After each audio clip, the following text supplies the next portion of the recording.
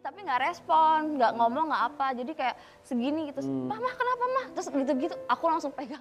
Ini kok maksa gitu, jadi kan kayak aku, hah, orang mah minjem duit maksa ya? Ini ngasih duit maksa.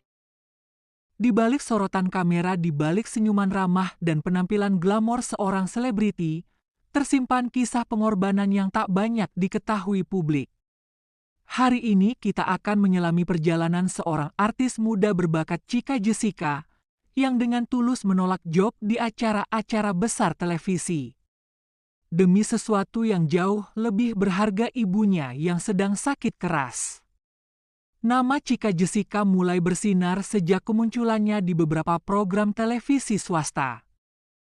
Pembawaannya yang ceria, gaya bicaranya yang luwes, serta kecantikannya membuat Chika jadi idola baru anak muda. Job demi job berdatangan host bintang tamu talk show, bahkan tawaran main sinetron. Namun di puncak karir itulah takdir mulai menguji Chika. Dengan sebuah ujian besar, sakitnya sang ibunda tercinta. Awalnya hanya gejala biasa, batuk, lelah, dan kadang demam. Tapi setelah serangkaian pemeriksaan, hasilnya mengejutkan. Sang ibu divonis menderita stroke dan harus menjalani perawatan intensif di rumah sakit. Chika panik di saat jadwalnya padat, hatinya justru berada di sisi ibunya. Dia tahu ini bukan saat untuk bersinar di layar kaca, tapi saat untuk menjadi pelita bagi ibunya yang sedang berjuang hidup. Beberapa tawaran besar datang. Acara prime time talk show nasional, hingga syuting luar kota, bayarannya bukan main. Tapi dengan mata berkaca-kaca, Chika menolak semuanya. Ketika manajernya kebingungan dan bertanya kenapa semua ditolak, Chika hanya menjawab, "Pelan karir bisa dicari, tapi waktu bersama ibu belum tentu bisa diulang," ucap Chika Jessica. Chika mendampingi ibunya hampir 24 jam. Dari memberi makan, mengganti infus, menemani terapi, hingga menyeka air mata sang ibu yang mulai merasa bersalah. Chika hanya memeluk dan membisikkan, "Ibu bukan beban. Ibu alasan aku kuat sampai sekarang," ucap Chika. Media mulai bertanya kenapa Chika tak muncul lagi. Apakah dia terpuruk? Apakah sudah dilupakan publik? Tapi Chika tak peduli. Baginya popularitas bukan prioritas, ibunya adalah segalanya. Di saat orang lain sibuk mengejar panggung, Chika memilih menemani ibunya memandangi langit dari jendela rumah sakit, sambil menggenggam tangan yang dulu menggenggamnya waktu kecil. Hari-hari berlalu, kondisi sang ibu perlahan membaik. Meski belum sepenuhnya pulih, setidaknya senyumnya sudah kembali, dan semua itu karena cinta tulus seorang anak yang rela menunda segalanya. Chika mengajarkan kita satu hal, bahwa karir sehebat apapun tak akan sebanding dengan detik-detik berharga bersama orang yang kita cintai, terutama seorang ibu. Chika Jessica mungkin artis, tapi hari ini dia jadi pahlawan untuk ibunya sendiri. Seseorang diam-diam memperhatikan perjuangan Chika Jessica. Dia adalah Raffi Ahmad, seorang selebriti papan atas yang dikenal berhati dermawan. Raffi menyaksikan sendiri video Chika yang sedang di rumah sakit, yang sedang menunggu ibunya yang terbaring. Lalu sebuah pesan masuk ke ponsel Chika Jessica dari orang yang tak disangka-sangka, Raffi Ahmad. "Tolong kirim nomor rekening ya," ucap Raffi Ahmad. Namun apa jawaban Chika? Chika mengabaikan pesan dari Raffi yang meminta nomor rekening. Tapi Raffi Ahmad tidak tinggal diam, dia tahu bantuan ini bukan soal uang, tapi tentang nyawa seorang ibu yang sangat berarti. Ia kembali menghubungi Chika. Kali ini dengan suara tegas namun tulus dari hati. "Chika, kamu nggak minta, tapi aku yang mau bantu. Ini bukan kasihan, aku respect sama kamu. Kirim nomor rekening sekarang," ucap Raffi Ahmad. Tak lama setelah Chika mengirimkan nomor rekeningnya, notifikasi pun masuk. Angka yang membuat Chika terdiam, puluhan juta rupiah. Langsung ditransfer oleh Raffi Ahmad tanpa syarat, tanpa ribet. "Aku nggak tahu harus bilang apa, Vi. Makasih banget, ini bukan cuma soal uang. Tapi aku ngerasa dihargai, dilihat, disayang, ucap Cika. Doain mama ya, sekarang udah jauh lebih baik. Dan makasih buat kalian semua yang terus support. Terutama buat Raffi, Allah yang balas kebaikan Raffi, ucap Cika.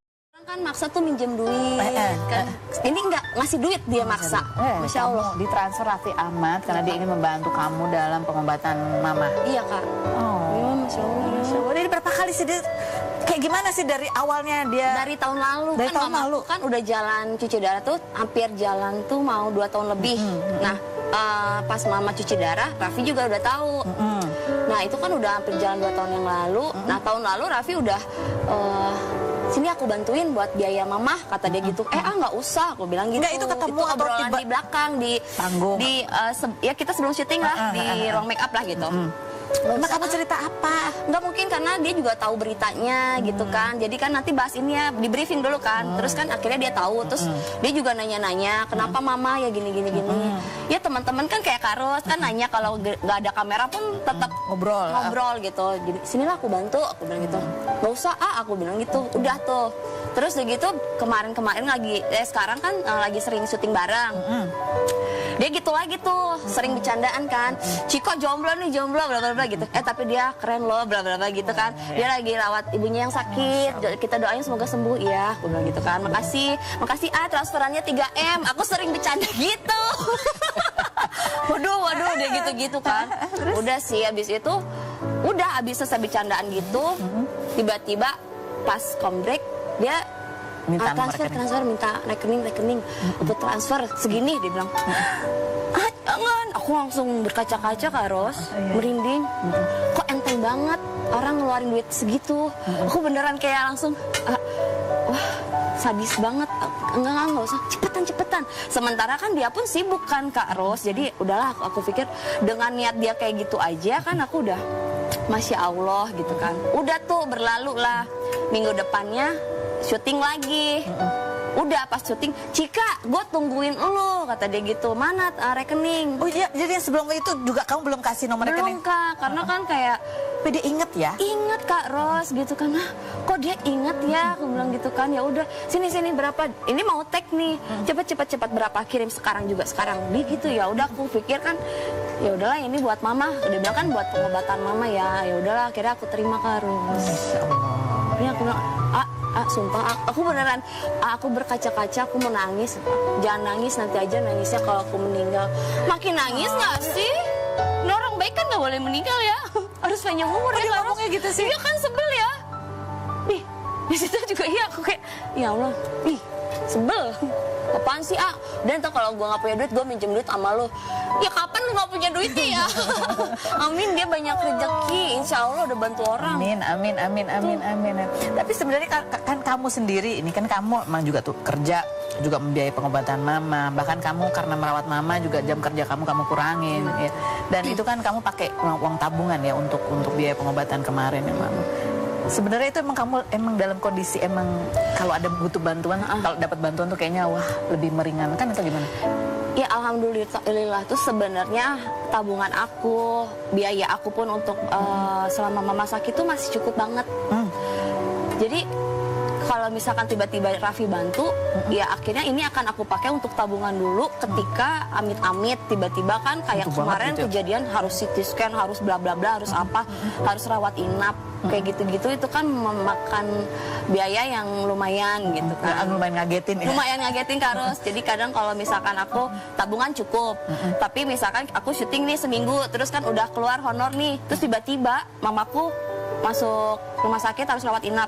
Jadinya uang yang honor aku malah kepakainya buat biaya rawat inap, obat-obatan dan segala macam kayak gitu Karos. Jika kamu sendiri sebagai perempuan nih, anak perempuan, ya kan, belum ada pasangan, ya kamu ya berbakti untuk orang tua, untuk mama, untuk kakak kamu juga gitu. Kadang ada nggak sih perasaan kayak khawatir, takut, ya karena kayaknya beban kamu kan juga lumayan gitu. Ya mungkin ini kenapa aku belum dikasih jodoh. Aku juga mungkin kalau dikasih pasangan, aku kayaknya mungkin belum bisa sanggup buat bagi waktu buat pasangan aku, karena prioritas aku masih mama sama keluarga. Tapi aku nggak mau dijadikan beban kalau misalkan mama dan keluarga jadi tanggungan aku, karena aku merasa aku juga bahagia kok ngelakuin itu aku pengen, dan alhamdulillah ada aja rezekinya gitu Kak Ros. Cuman kayak pas ada kayaknya orang seneng gitu kalau ada yang ngasih, kalau ada yang ibaratnya kalau ada yang biayain hidup gitu kan, kayak misalkan suami istri, nanti istrinya tuh dibiayain sama suaminya, kayaknya enak ya gitu kan. Cuman kan kayak ya selagi bisa masih bisa sendiri. Ya, ada nggak, pasti ada nggak momen-momen kamu tuh kayak aduh kalau ada bisa tempat buat nyender deh gitu kayak. Ada sih Kak Ros, kadang kayak